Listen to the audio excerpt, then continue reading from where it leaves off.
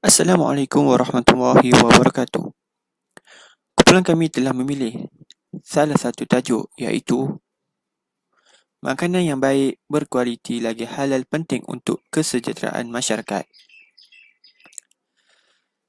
Ahli kumpulan. Kami terdiri daripada 5 ahli kumpulan iaitu saya sendiri Muhammad Syahmi bin Muhammad Fauzi dan rakan-rakan saya yang lain Muhammad Afiq bin Fuad, Yuwaraja anak lelaki Rahman, Muhammad Haziq bin Yusuf dan Siriram anak lelaki Arumugam. Pengenalan. Apa itu halal? Halal adalah salah satu daripada hukum Islam. Halal berasal dari bahasa Arab iaitu hala yang bermaksud lepas atau tidak terikat. Halal adalah sesuatu perkara, benda atau perbuatan yang diizinkan dan dibolehkan. Sebagai contoh, berjalan, tidur, makan haiwan yang telah disembelih dengan nama Allah. Istilah ini dalam kosakata sehari-hari lebih sering digunakan untuk merujuk kepada makanan dan minuman yang diizinkan untuk dijual beli menurut Islam. Sedangkan dalam konteks yang lebih luas, istilah halal merujuk kepada segala sesuatu yang diizinkan menurut hukum Islam. Kebersihan dan mutu produk makanan halal di pasaran Malaysia dijamin oleh pihak Jabatan Kemajuan Islam Malaysia iaitu JAKIM. Logo halal boleh terdapat atas produk makanan yang halal. Islam mempunyai nilai dan peraturan serta batas tersendiri dalam setiap urusan kehidupan, termasuk soal pemakanan. Pengambilan makanan bukan sahaja dinilai daripada aspek keseimbangan, malahan aspek halal adalah perkara utama yang perlu dititikberatkan. Kerana makanan merupakan satu daripada keperluan harian dalam kehidupan kita. Mari kita lihat logo halal oleh JAKIM. Logo halal oleh JAKIM mestilah mempunyai perkataan Malaysia yang melengkung. Bintang berbentuk 5 di kiri dan kanan. Perkataan halal dalam tulisan Jawi. Tulisan Malaysia dalam bahasa Arab di bawah. Perkataan halal dalam tulisan Rumi di bawah tulisan Jawi. Luar berbentuk bulat. Bintang berbucu 8 di bahagian tengah.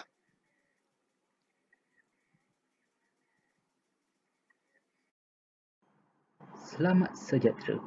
Nama saya Yuwaraja Anarki Rahman. Tajuk kami adalah makanan yang baik, berkualiti lagi halal penting untuk kesejahteraan masyarakat. Saya nak terangkan tentang objektif kajian.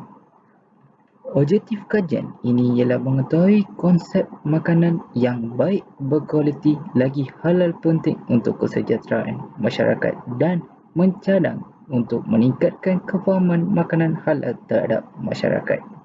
Justrunya, pada PKP ini, ada yang tidak mengamalkan makanan halal dan menyebabkan kemalangan di jalan raya. Rakyat haruslah mengamalkan makanan halal supaya mencegah kemalangan dan kematian di jalan raya. Okey, seterusnya kita ke kaedah kajian. Kaedah kajian kami ada 3 kaedah kajian iaitu pertama, sumber data dan responden.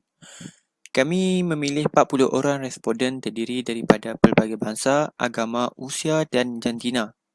Selain itu, sumber data yang diperoleh melalui internet, buku ilmiah, artikel dan jurnal.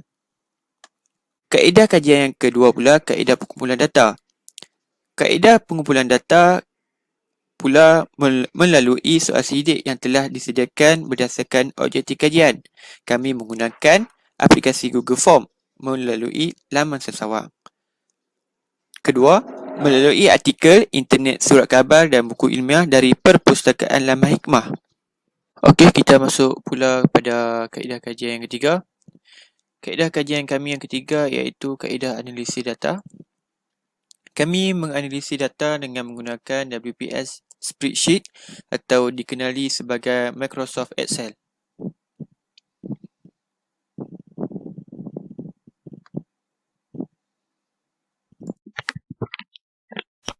Nama saya Siram. Saya akan membentangkan tentang sorotan literatur.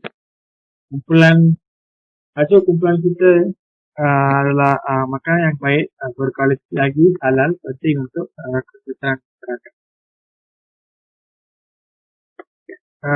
Islam bukan hanya menitiarkan kepentingan makanan yang semata-mata, tetapi juga turut menekankan pemilihan bahan-bahan makanan yang halal menurut syarat. Al-Quran juga mensyaratkan bahawa sesuatu makanan yang berkualiti dan tinggi nutrisi itu dinilai melalui dua aspek, iaitu baik dan halal. Okay, terdapat beberapa garis panduan dalam menentukan suatu produk itu, menentukan halal suatu produk atau makanan itu. Nombor satu, bukanlah terdiri daripada atau terkandung di dalamnya apa-apa bahagian atau benda dari binatang yang orang Islam dilarang oleh hukum syarat memakannya atau yang tidak disembelih mengikut hukum syarat.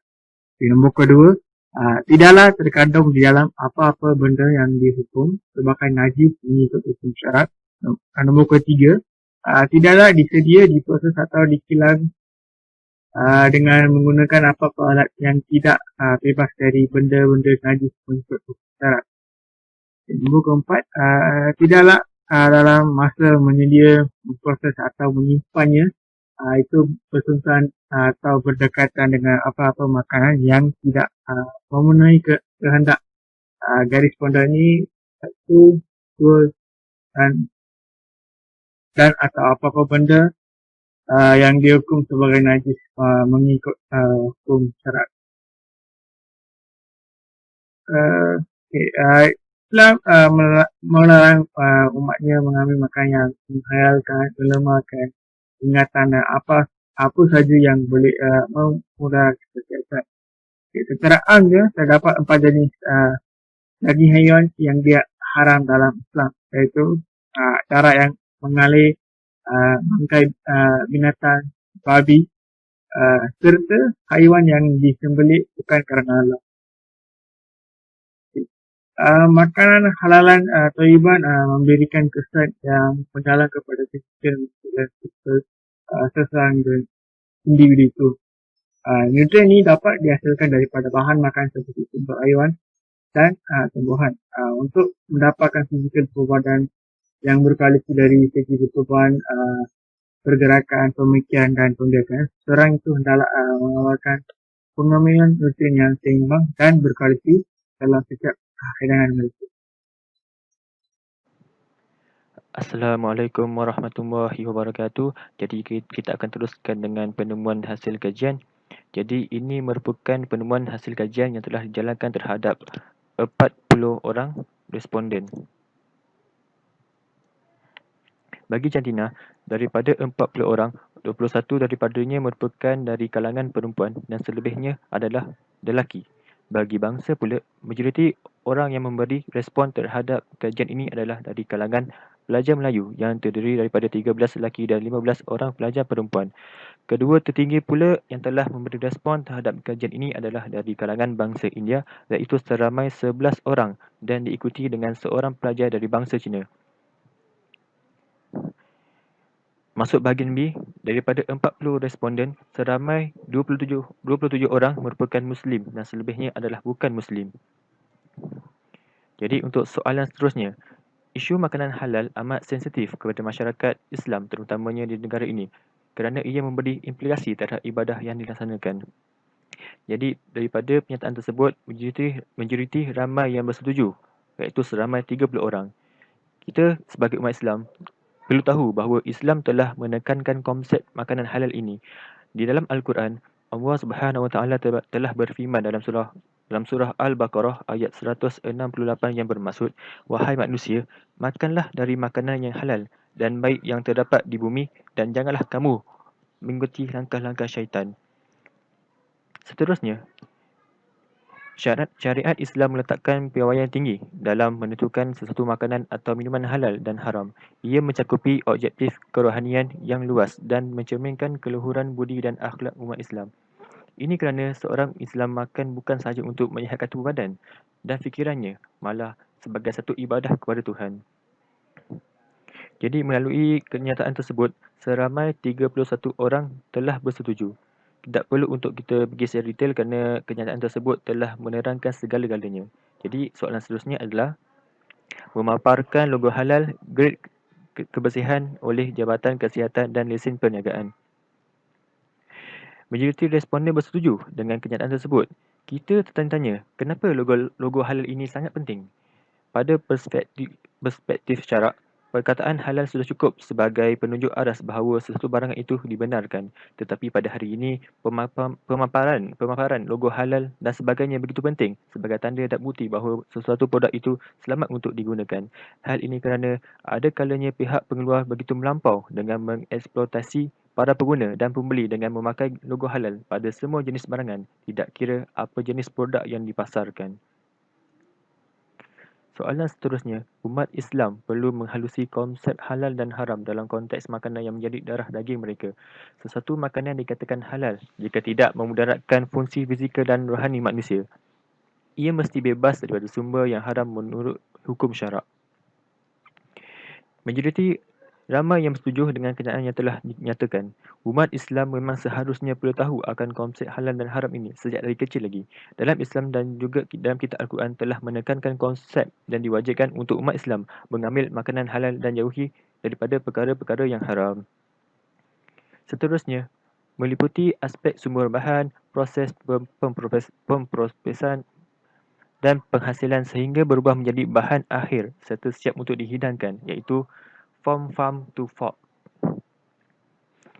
Dan majoriti ramai yang setuju dengan kenyataan tersebut, segala proses makanan yang dihasilkan perlulah dilakukan dengan kaedah yang betul mengikut garis panduan Islam. Sebagai contoh adalah penyembelihan ayam. Untuk menghasilkan produk ayam yang halal untuk dimakan, proses penyembelihan perlulah dilakukan dengan betul. Penyembelihan yang sah hendaklah memutuskan halkum, iaitu sistem pernafasan, dan marik, iaitu saluran makanan dan minuman dengan menggunakan alatan yang tajam. Seterusnya, makanan halal mestilah diambil daripada produk yang halal termasuk ramuan di dalamnya tidak boleh bercampur dengan bahan-bahan haram atau syubha. Ramai yang bersetuju dengan kenyataan ini. Saya rasa kita yang sebagai umat Islam ni sudah pun tahu perkara-perkara ini dan kita tidak perlu pergi secara mendalam. Seterusnya, minuman beralkohol akan merosakkan hati sekaligus merosakkan iman seseorang Muslim. Majoriti ramai yang bersetuju bahawa minuman alkohol ini akan merosakkan hati dan iman seseorang Islam. Dan kita sebagai umat Islam sudah pun tahu tentang perkara ini. Jadi soalan seterusnya adalah kesucian makanan amat dititik beratkan oleh masyarakat Islam. Data responden menunjukkan bahawa ramai yang bersetuju dengan kenyataan ini. Jadi seterusnya, benarkah agama agama selain daripada agama Islam juga dituntut untuk mengamalkan pemakanan yang bersih dan sihat? Dan majoriti ramai yang bersetuju dengan kenyataan tersebut. Sebenarnya tidak wajib untuk mereka mengetahui. Akan tetapi, mereka perlu tahu mengapa orang Islam sangat-sangat digalakkan untuk menjauhi perkara atau makanan yang haram ini. Pengamalan makanan halal dalam Islam merupakan perkara yang wajib dilakukan oleh setiap Muslim sebagai tanda kepatuhan dan ketakwaan diri kepada Sang Pencipta, iaitu Allah Subhanahu Wa Taala. Jadi untuk soalan terakhir ni, berikut yang manakah logo halal yang diakui oleh JAKIM? Kami sengaja mengeluarkan soalan ini untuk menguji kefahaman responden akan logo-logo ini dan melalui data yang diperoleh, majoriti ramai yang memilih option 4. Ini sebagai logo halal yang diakui oleh JAKIM dan jawapan ini adalah sebenarnya benar. Akan tetapi, mereka juga perlu tahu akan tentang logo-logo yang lain. Sebenarnya, logo-logo selain daripada option 4 ni juga adalah logo halal yang diakui oleh JAKIM. Tetapi, logo-logo tersebut hanya terdapat di luar negara. Untuk maklumat, terdapat 66 logo halal yang digunakan dari 40 buah negara di seluruh dunia. Di Indonesia, Thailand, Argentina dan lain-lain negara mempunyai logo halal. Jadi, bagi mereka yang beragama Islam yang ingin melancong ke luar negara atau ingin menetap di satu negara, mereka perlulah tahu logo-logo ini supaya mereka tahu makan makanan di negara tersebut selamat untuk digunakan. Assalamualaikum warahmatullahi taala wabarakatuh. Hari ini saya Muhammad Zimso nak menerangkan topik kita orang iaitu makanan yang baik, berkualiti lagi halal, penting untuk kesejahteraan masyarakat. Okey, cadangan dia adalah kita boleh dengan cara Kementerian Kesihatan boleh mengadakan kempen bagi makanan yang berasal dalam kawasan pencucian. Kat sini pelajar-pelajar dapat mengetahui dengan kempen ni mereka dapat mengetahui makanan yang baik dan makanan yang tidak berkhasiat. Seterusnya, yang kedua ialah dengan zaman yang serba canggih ni, kita ada handphone, kita ada komputer. Kat situ kita boleh mengiklankan, memaparkan iklan-iklan bagi makanan yang berkualiti lagi halal untuk pelajar-pelajar kita. Seterusnya, kalau di kampus kita ada cafeteria, jadi kat sini kafe boleh mengambil kesempatan menyediakan makanan yang baik untuk semua pelajar, tidak kira apa bangsa. Dan seterusnya, pihak UTM boleh mengadakan hari kantin. Di sini kita boleh menggalakkan pelajar-pelajar untuk meniaga, terutamanya menjual makanan yang berkualiti lagi halal untuk semua pelajar. Seterusnya, kesimpulan bagi tajuk ini, kita dapat simpulkan makanan yang halal merupakan sangat penting dan kita janganlah mengambil mudah dan pandang sambil lewa, kerana ia bukan saja merangsang kepada perlakuan negatif terhadap individu, tetapi juga berkesan terhadap orang sekeliling yang tidak mengamalkan makanan yang baik ini. Oleh itu, pelajar-pelajar kita semua haruslah bekerjasama berganding bahu menitik beratkan makanan halal ini supaya kita harmoni dalam kehidupan sesama kita. Dengan cara kita boleh mengadakan kempen-kempen, kita boleh menerbitkan buku-buku akan makanan yang baik lagi berkhasiat untuk semua pelajar supaya mereka dapat mengetahui. Itu saja daripada saya. Assalamualaikum.